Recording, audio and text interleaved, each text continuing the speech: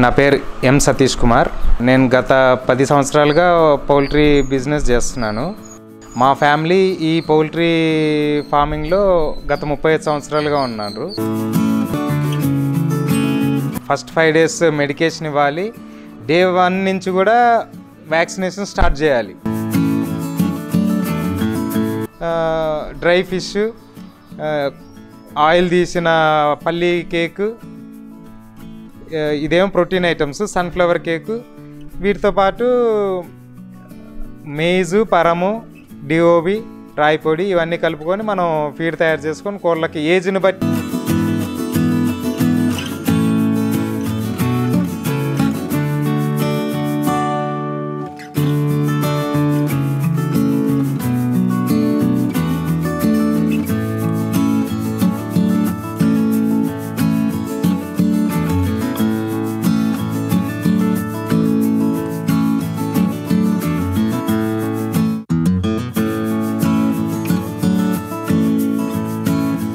Hello అండి, నా పేరు ఎం సతీష్ కుమార్.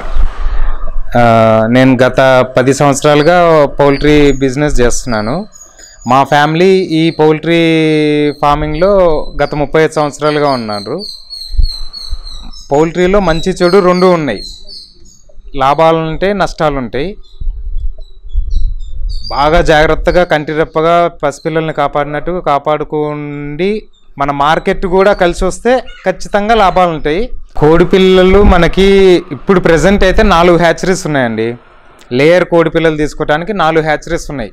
ఒకటి అత్యంత పాత hatchery Venkateswara hatcheries private limited, ఇంకోటి శ్రీనివాస ఫార్మ్స్ ప్రైవేట్ లిమిటెడ్, ఇంకోటి Suguna foods and feeds private limited, ఇంకోటి భవన్స్. ఈ 4గిట్లో ఒక్కో బ్రీడ్కి ఒక్కో ప్రాముఖ్యత ఉంది. ఓవరాల్గా అన్ని బ్రీడ్లు సక్సెస్ అయిన బ్రీడ్సే ఉన్నాయి. ఇవి డే 1లో మనం హ్యాచరీ దగ్గర తీసుకుంటాము. డే 1 నుంచి 20 వారాలు పెంచిన తర్వాత గుడ్లు స్టార్ట్ అవుతాయి. ఒక్కో బ్రీడ్ ఒక్కో విధానంగా. ఇప్పుడు డే ఓల్డ్ చిక్స్ తీసుకున్న తర్వాత మన ఫామ్లోకి తెచ్చిన తర్వాత వాటికి సరిపడా టెంపరేచర్ ఇవ్వాలి. వాటికి ఫస్ట్ 5 days మెడికేషన్ ఇవ్వాలి. డే 1 నుంచి కూడా వ్యాక్సినేషన్ స్టార్ట్ చేయాలి. ఇంచుమించు 10 రకాల వ్యాక్సిన్స్ ఉన్నాయి. మనకి గుడ్డు వచ్చే లోపు 20 వారాల లోపు ఇవ్వాల్సిన వ్యాక్సిన్స్ 10 రకాలు ఉన్నాయి. ఒక్కో వ్యాక్సిన్స్ కూడా అందులో కూడా కంపెనీలు ఉన్నాయి. మనం ఎక్స్పీరియన్స్ని బట్టి ఒక్కో వ్యాక్సిన్ కంపెనీ ఒక్కో వ్యాక్సిన్ ఒక్కో కంపెనీ బాగుంటుంది. ఆ విధంగా మనం ఏది బాగుంది మార్కెట్లో అనేది అందరు ఫార్మర్స్తో ఎంక్వైరీ చేసుకొని ఆ వ్యాక్సిన్ చేస్తూ ఉంటాము జబ్బులు రాకుండా. ఇంకోటి ఫీడ్ క్వాలిటీ అంటే డే ఓల్డ్ నుంచి 8 weeks వరకు ఒక 21% ప్రోటీన్ ఉండే ఫీడ్ క్వాలిటీ వాడతాం. 8 weeks నుంచి 15 weeks వరకు గ్రోయర్ కాన్సన్ట్రేట్ ఫీడ్ వాడతాం. 15 నుంచి మళ్ళీ గుడ్లు రావడానికి ఇంకో లేయర్ కాన్సన్ట్రేట్ ఫీడ్ వాడుతూ ఉంటాం. ఫీడ్లో కూడా 10 రకాల కంపెనీలు ఉన్నాయండి. 10 రకాల కంపెనీలు ఉన్నాయి. మళ్ళీ ఓన్ ఫీడ్ కూడా తయారు చేసుకోవచ్చు. ఓన్ ఫీడ్కి వచ్చేసి సోయా, డ్రై ఫిష్, ఆయిల్ తీసిన పల్లి కేకు, ఇదేమో ప్రోటీన్ ఐటమ్స్, సన్ఫ్లవర్ కేకు, వీటితో పాటు మేజు, పరము, డిఓబి, రాయి పొడి ఇవన్నీ కలుపుకొని మనం ఫీడ్ తయారు చేసుకొని కోళ్ళకి ఏజ్ని బట్టి ఆ ఏజ్లో ఏ ఫీడ్ వాడాలనేది దాన్ని బట్టి మనం డీటెయిల్గా మాకు బై ఎక్స్పీరియన్స్ మాకు తెలిసిపోయేది కాబట్టి ఏజ్ని బట్టి క్వాలిటీ ఫీడ్ తయారు చేసుకొని వాటికి ఇస్తుంటాం. 1 టన్ను ఫీడ్ తయారు కావడానికి 350 కిలోలు ప్రోటీన్ ఐటమ్ వేస్తాం సార్. 350 కిలోలు ప్రోటీన్ ఐటమ్ వేస్తాము. 100 కిలోలు కాల్షియం ఫాస్ఫరస్ రాయి పొడి వేస్తాం. 100 కిలోలు 50 కిలోలు డిఓఆర్బి వేస్తాము. బ్యాలెన్స్ 500 కిలోలు మక్కలు పరం కలిపి 500 కిలోలు వేస్తాం. టోటల్ 1000 కిలోలు ఫీడ్ తయారు అయిన తర్వాత గోడౌన్లో ఫీడ్ తయారవుద్ది. గోడౌన్లో నుంచి ఫుల్ ఫీడ్ తయారైన తర్వాత ఇంక్లూడింగ్ మెడిసిన్ కలిపిన తర్వాత సైలోలోకి వస్తుంది. ఫుల్ ఫీడ్ సైలోలోకి వచ్చిన తర్వాత ట్రాక్టర్ ట్రాలీ ద్వారా ఒక్కొక్క షెడ్కి సప్లై అయిపోయింది.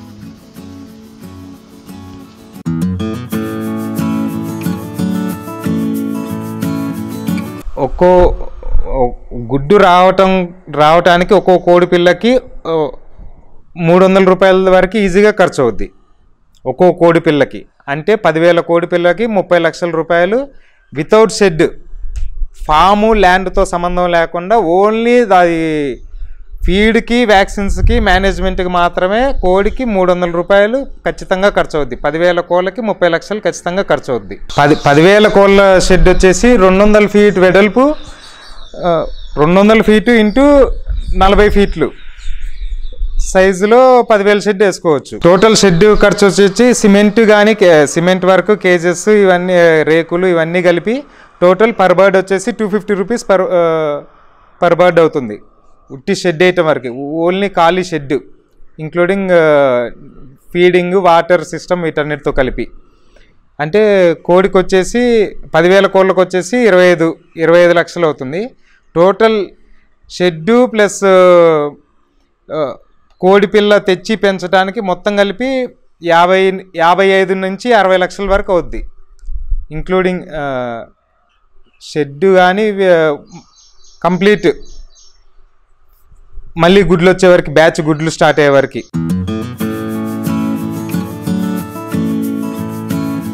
బ్రాయిలర్ ఏంటంటే 40-45 డేస్లో అది డైరెక్ట్గా 2 నుంచి 2.5 kg వరకు వెయిట్ వచ్చేస్తుంది. డైరెక్ట్గా అది మార్కెట్లోకి వెళ్ళిపోతుంది, చికెన్ సెంటర్కి వెళ్ళిపోయింది.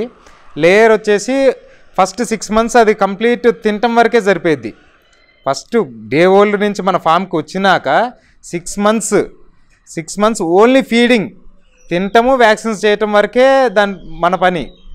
అది 6 మంత్స్ తర్వాత అంటే 20 వీక్స్ తర్వాత మాత్రమే గుడ్లు స్టార్ట్ అవుతాయి.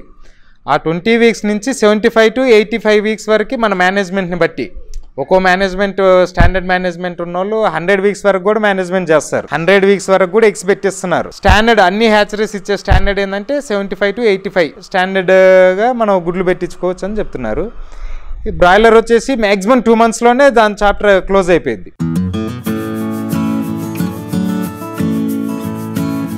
స్టాండర్డ్ గుడ్లు స్టాండర్డ్గా అయితే 300 eggs పర్ బర్డ్ పెడుతుంది.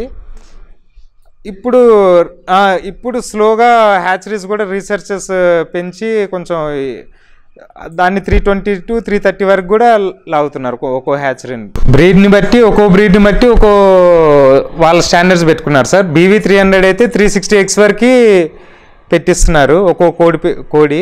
స్కైలార్ కోళ్ళు అయితే 500 eggs వరకు పెట్టిస్తామని వాళ్ళు గ్యారంటీ ఇస్తున్నారు స్కైలార్ హ్యాచరీస్ అయితే.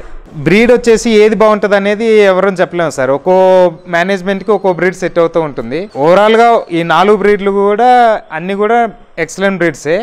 మన మేనేజ్మెంట్ ఎలా ఉందనేది అది మన దగ్గర సెట్ అవటం దాన్ని బట్టి ఫార్మర్ అదే బ్రీడ్ మళ్ళీ తీసుకోవటం జరిగింది.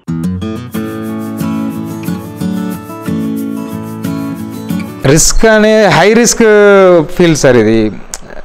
హై రిస్క్ అని ఎందుకంటున్నా అంటే డిసీజ్ ఒక్కసారి అటాక్ అయిందంటే అది ఎంత స్పీడ్గా స్ప్రెడ్ అయిపోయింది, ఎన్ని బర్డ్స్ చనిపోతాయి అనేది ఎవరని చెప్పలేము.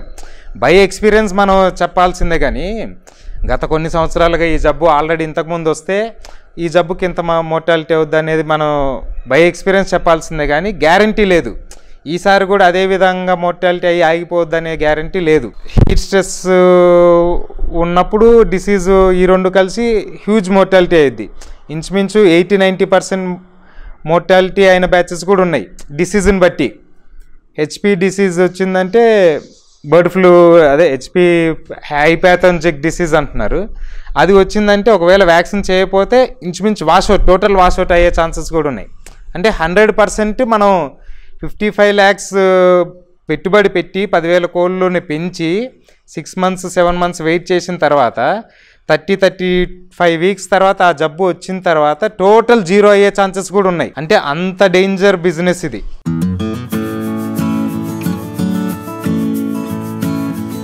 అన్నీ బాగుండి ఏ డిసీజెస్ అన్నిటికీ మనం ప్రివెంటివ్గా వ్యాక్సిన్స్ చేసి మార్కెట్ కూడా బాగా సహకరిస్తే ఏ ఇబ్బంది లేకుండా ఉంటే మనం ఇబ్బంది లేకుండా సంపాదించుకోవచ్చు.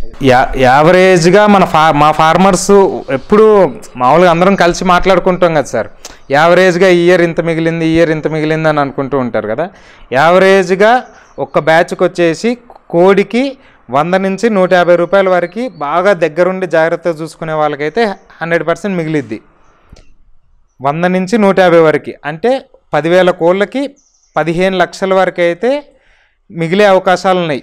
మనం అన్ని వ్యాక్సిన్స్ పర్ఫెక్ట్గా చేసి ఏ విధమైన జబ్బులు వచ్చినా కానీ ఇమీడియట్ యాక్షన్ తీసుకోవాలి. మెడికేషను మనం అశ్రద్ధ చేసే కొద్దీ మన డేంజర్ పెరుగుతూ ఉంటుంది. ఇమీడియట్ యాక్షన్ తీసుకుంటే డేంజర్ తగ్గుతూ ఉంటుంది, బర్డ్స్కి స్ప్రెడ్ కాకుండా ఉంటుంది. కొన్ని వ్యాక్సిన్స్ ఏంటంటే కొన్ని జబ్బులకి జబ్బు కనపడ్డాక వ్యాక్సిన్ వేయాల్సి వస్తుంది. ILT లాంటి జబ్బులకి ఎప్పుడైతే మనం డిసీజ్ కనిపించిందో అప్పుడు ఇమీడియట్ చేసేస్తే రిజల్ట్ బాగుంటుంది. అదే మేము ఇంకా ఫామ్లో చూడంగానే బర్డ్స్ చూస్తే అర్థమైపోయింది ఏ బర్డ్కి ఏ డిసీజ్ ఉంది అనేది. అంటే ఇంచుమించు అన్ని జబ్బులకి మనకి క్లారిటీ వస్తుంది, సిమ్టమ్స్ వచ్చేస్తాయి కదండి. ఇప్పుడు కన్ను వాపులు ఉంటాయి, ముక్కులోంచి జలుబు వచ్చినట్టు కనిపిస్తూ ఉంటుంది, నోరులు తెరుస్తూ ఉంటాయి. ఒక్కో డిసీజ్కి ఒక్కో విధానంగా సిమ్టమ్స్ చూపిస్తాయి కోళ్ళు. ఆ సిమ్టమ్స్ని బట్టి మేము ఫార్మర్గా మేము ప్రతిరోజు తిరుగుతూనే ఉంటాం, వాటిని చూస్తూ ఉంటాం, గమనిస్తూ ఉంటాం. కాబట్టి రైతు ఎట్లయితే వాళ్ళ పొలంలో పంటను చూసి జబ్బును కనిపెడతాడో మేము అట్లనే ఫామ్లో తిరుగుతూ ఆ డిసీజ్ ఏందనేది కనిపెడతాం. ప్రతి హ్యాచరీ వాళ్ళు కూడా వాళ్ళ హ్యాచరీకి ఒక డాక్టర్ ఉంటాడు. మనకి ఏ డిసీజ్ వచ్చిందనే డౌట్ ఉన్నా కానీ మోర్టాలిటీ కాగానే ఇమీడియట్గా డాక్టర్కి పిలుస్తాం. డాక్టర్ వచ్చి బ్యాచ్ చూస్తాడు, మోర్టాలిటీ కట్ చేసి చూస్తాడు, డయాగ్నోస్ చేస్తాడు. ఫీడ్ కంపెనీ హ్యాచరీస్ ఉంటారు, మన పర్సనల్ డాక్టర్ అయినా పెట్టుకోవచ్చు అవసరం అయితే. ఫామ్ మనకు పెద్దగా ఉందనుకోండి పర్సనల్గా అయినా డాక్టర్ని పెట్టుకోవచ్చు. ఆ విధంగా డిసీజ్ మనం ఐడెంటిఫై చేసి ఇమీడియట్ మెడికేషన్ స్టార్ట్ చేస్తాం. ఎంత తొందరగా మెడికేషన్ ఇస్తే అంత ఫాస్ట్, అంత తక్కువ లాస్ అవుద్ది మనకి.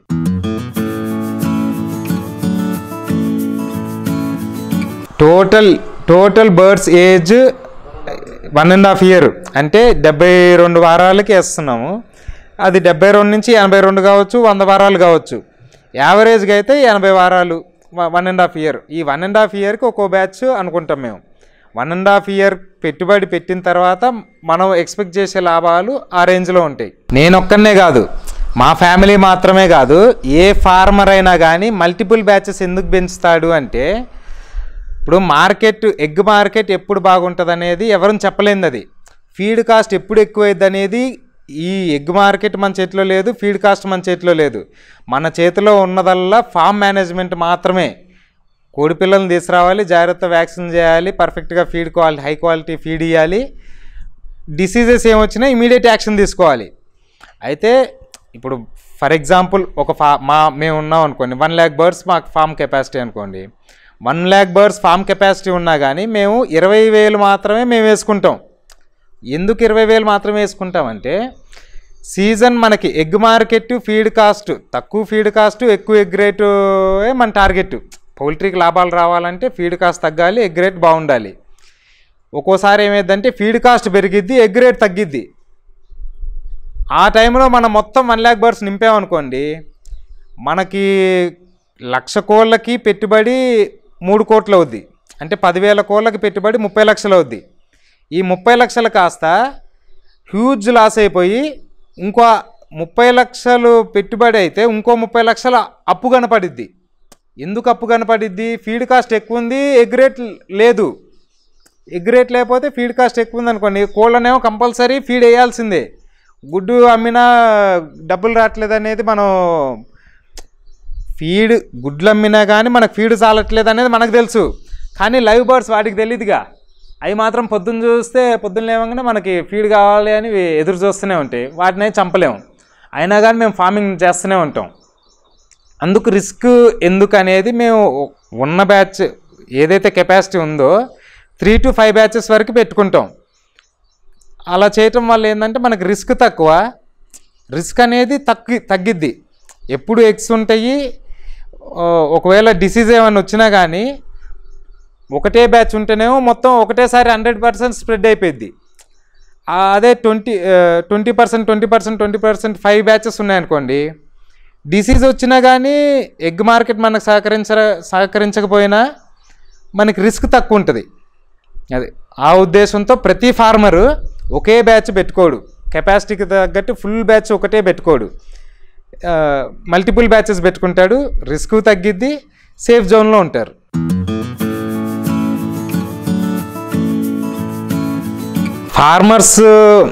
చాలామంది ఫార్మర్స్ అసలు ఎందుకు లాస్ అవుతారంటే చాలామంది బయటికి కనబడటానికి ఏముంటుందంటే పౌల్ట్రీ ఫార్మింగ్ వల్ల రోజు గుడ్లు వస్తాయి, గుడ్లు అమ్ముకుంటాం, మనకి ప్రతిరోజు డబ్బు వస్తుంది అనే ఉద్దేశం మాత్రమే చూస్తుంటారు బయట జనం.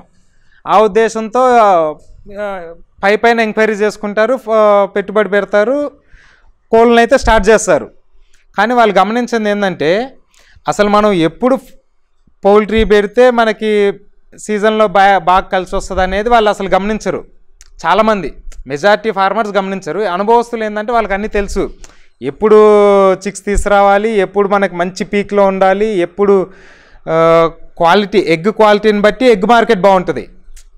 ఇప్పుడు సీజన్ బ్యాచెస్ వచ్చేసి మనం జూన్లో చిక్స్ తీసుకుంటే అవి నవంబర్, డిసెంబర్, జనవరి వరకు నార్త్ ఇండియాకి మంచి సేల్ ఉంటుంది. పేపర్ సైజ్ ఎగ్స్ వస్తే మంచి సేల్ ఉంటుంది, మంచి లాభాలు వస్తాయి. అది సీజన్ అన్ సీజన్ బ్యాచెస్ అనేది చాలా ముఖ్యమైనది. చాలామంది ఫార్మర్స్ అంటే కొత్తగా వచ్చే వాళ్ళు అది గమనించరు. అసలు ఏది గమనించుకోకుండా మనకి 10,000 కోళ్ళకి 30 లక్షలు అవుద్ది కదా, సరే నేను అక్కడే తీసుకొస్తున్నాను, ఇబ్బంది పడుతున్నాను ఏదైనా కానీ 30 లక్షలు తీసుకొస్తారు, పెట్టుబడి పెట్టేస్తారు. సీజన్లో బ్యాచ్గా పెట్టుకుంటేనే డిసీజెస్ తక్కువ ఉంటాయి, ఫీడ్ కాస్ట్ తక్కువ ఉంటుంది, ఎగ్ కాస్ట్ ఎక్కువ ఉంటుంది.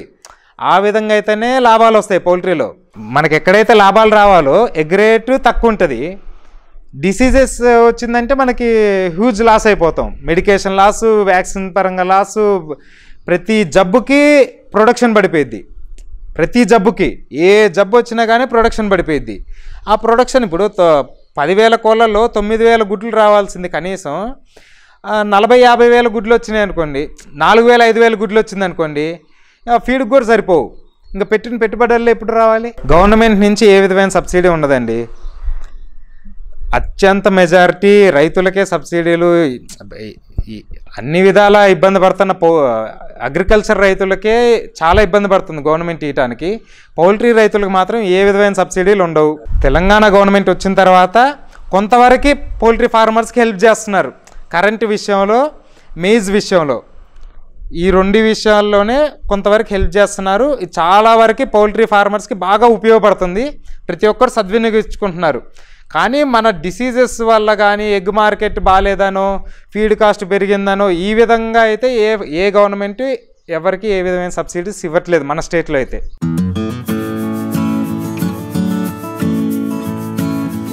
ఓవరాల్గా 10,000 కోళ్ళకి 30 లక్షల వరకు ఖర్చు అవుతుంది 25 వారాల వరకు. మనం బ్యాచ్ మొత్తం అయిపోయేసరికి 80 వారాల వరకు మనం ఏదైతే పెట్టుబడి 30 లక్షలు పెట్టామో అది వచ్చిన తర్వాత ఇంకొక 20 లక్షల రూపాయల వరకు వచ్చే అవకాశాలు ఉన్నాయి. ఏది మనకు అన్ని విధాల సహకారం ఉంటే, ఫార్మర్ మేనేజ్మెంట్ కానీ, ఫీడ్ కాస్ట్ కానీ, ఎగ్ కాస్ట్ కానీ, అన్ని డిసీజెస్ అవుట్ బ్రేక్స్ వచ్చినా కానీ మనం ఇమీడియట్గా రెస్పాండ్ అయితే, అన్ని విధాల మనం అలర్ట్గా ఉంటే 10,000 కోళ్ళకి 50 లక్షల రూపాయల వరకు వచ్చే అవకాశాలు ఉన్నాయి. మనం పెట్టుబడి పోను అంటే 20 లక్షల రూపాయలు కోడికి 200 కాడికి వచ్చే అవకాశాలు ఉన్నాయి. ఎక్కువ మంది ఫార్మర్స్ ప్రతి బ్యాచ్కి ఇది తీయగలుగుతున్నారు.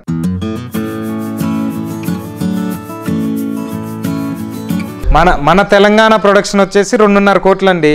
ప్రతిరోజు 2.5 కోట్లు మన తెలంగాణలో గుడ్లు ప్రొడ్యూస్ అవుతున్నాయి. అందులో 1 కోటి మన తెలంగాణలోనే కన్జంప్షన్ అయిపోతుంది. ఈ కన్జంప్షన్ అయిపోయినాక మిగిలిన 1.5 కోటి గుడ్లు బయట రాష్ట్రాలకు వెళ్ళిపోతుంది. మన ఇక్కడ షాద్నగర్లో ప్రొడ్యూస్ అయ్యే గుడ్డు చెన్నై వెళ్తుంది, ముంబై వెళ్తుంది, ఢిల్లీ వెళ్తుంది, పూణే వెళ్తుంది, ఇంచుమించు అన్ని రాష్ట్రాలకు వెళ్ళిపోతుంది.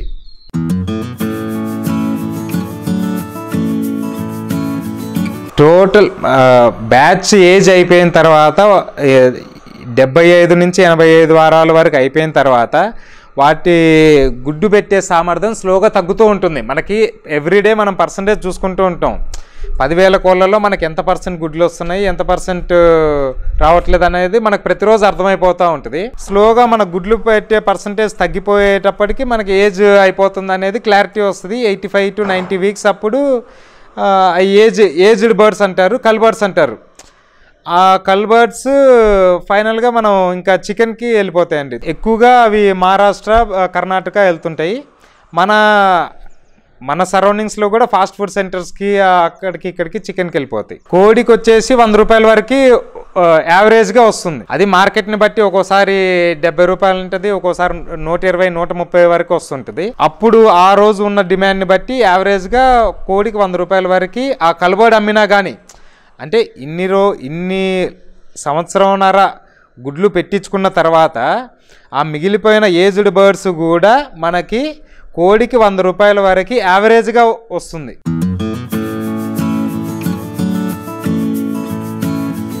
అదే ఫార్మేట్ ఎందుకు వాడుతున్నారు అంటే వాటర్ తాగటానికి ఏ విధమైన ఇబ్బంది ఉండదు, ఫీడింగ్ మనం పోయటానికి ఏ విధమైన ఇబ్బంది ఉండదు, డిసిప్లైన్గా కనపడతాయి. 10,000 కోళ్ళు ఉన్నా కానీ చిందరవందరంగా అసలు ఉండవు. సిస్టమేటిక్గా నీళ్లు తాగుతూ 24 అవర్స్ వాటర్ ఉంటాయి, సిస్టమేటిక్గా 24 అవర్స్ ఫీడ్ ఉంటుంది. అది ఎప్పుడు లిటర్కి వెళ్ళినా కానీ లిటర్ డైరెక్ట్ కిందకి వెళ్ళిపోయింది, దానికి ఏ విధమైన డిస్టర్బెన్స్ ఉండదు. లిటర్ కానీ టాయిలెట్ వల్ల కూడా కోడికి ఏ విధమైన డిస్టర్బెన్స్ ఉండదు. ఫస్ట్ 5 డేస్ మాత్రమే కోడి పిల్లకి హీట్ కావాలి సార్, తర్వాత హీట్ కావాల్సిన అవసరం లేదు. ఎంత నార్మల్ టెంపరేచర్ ఉంటే అంత హ్యాపీ బర్డ్. ఎక్కువ హీట్ అయినా స్ట్రెస్ అవుద్ది, ఎక్కువ కోల్డ్ అయినా స్ట్రెస్ అవుద్ది. ఎక్కువ హీట్ అయితేనేమో హీట్ స్ట్రెస్ అవుద్ది, మోర్టాలిటీ వేడి తట్టుకోలేక ఎండాకాలం బర్డ్స్ బాగా చనిపోతుంటాయి. అందులో ఏమన్నా డిసీజ్ ఏమన్నా అవుట్ బ్రేక్ వస్తూ ఉంటాయి వేడి తట్టుకోలేక. ఎక్కువ కూలింగ్ అయినా కానీ స్ట్రెస్ అవుతాయి. స్ట్రెస్ అయ్యి పర్సంటేజ్ మనకి 90% రావాల్సింది 85, 80 అట్లా పర్సంటేజ్ తగ్గుతూ ఉంటుంది. ఎందుకంటే చాలా డిసీజెస్కి ఏమో మనం అన్నిటికీ ప్రివెంటివ్ ఇచ్చేస్తాం, కానీ కొన్ని జబ్బులు ఇప్పుడు రీసెంట్గా వచ్చింది హెచ్పి హైపాథెన్జిక్, దానికి ప్రివెంటివ్ లేదు, యాక్చువల్గా ప్రివెంటివ్ వ్యాక్సిన్ లేదు. ఇప్పుడు ఆ డిసీజ్ వచ్చినప్పుడు కంప్లీట్ వాష్అవుట్ అయిపోయినాయి. లేయర్ అంటే ఎవ్రీడే ఎగ్స్ వస్తాయి. ఇక్కడ ఫార్మర్స్ అందరూ లేయర్ ఫార్మింగే చేస్తున్నారు. మన షాద్నగర్ సరౌండింగ్స్లో 50 లక్షల కోళ్ళు ఉన్నాయి. ఇక్కడ మనం షెడ్ ఫార్మేట్ ఒక సిస్టమేటిక్ ఉంది. 10,000 కోళ్ళు మనం పెంచినా కానీ, 1,00,000 కోడి కోళ్ళు పెంచినా కానీ ఒక పద్ధతి ప్రకారం డిసిప్లిన్గా ఉంది కాబట్టి మనం చేయగలుగుతున్నాం. నాటుకోళ్ళు మనం భూమి మీద పెంచాలి, పద్ధతి ప్రకారం పెంచలేం కదా. డిసీజ్ అవుట్బ్రేక్ ఏమైనా వచ్చినా కానీ హై స్పీడ్గా స్ప్రెడ్ అయిపోయింది. ఇదేంటంటే అంటే కోడి ఒక దగ్గర నుంచి అటు ఇటు ఉరుకుతూ ఉంటాయి కదండి, డిసిప్లిన్ లేదు, పద్ధతి లేదు, ఫార్మేట్ లేదు. అందుకు ఎక్కువ కోళ్ళు పెంచలేము. అది రిస్క్ ఎక్కువ, ఆదాయం తక్కువ. ఇదేంటంటే రిస్క్ ఇందులో కూడా ఉంటుంది, డిసిప్లిన్ ఉండటం వల్ల సిస్టమేటిక్ అనేది ఒకటి ఉంది, గ్యారంటీ అనేది ఒకటి ఉంది.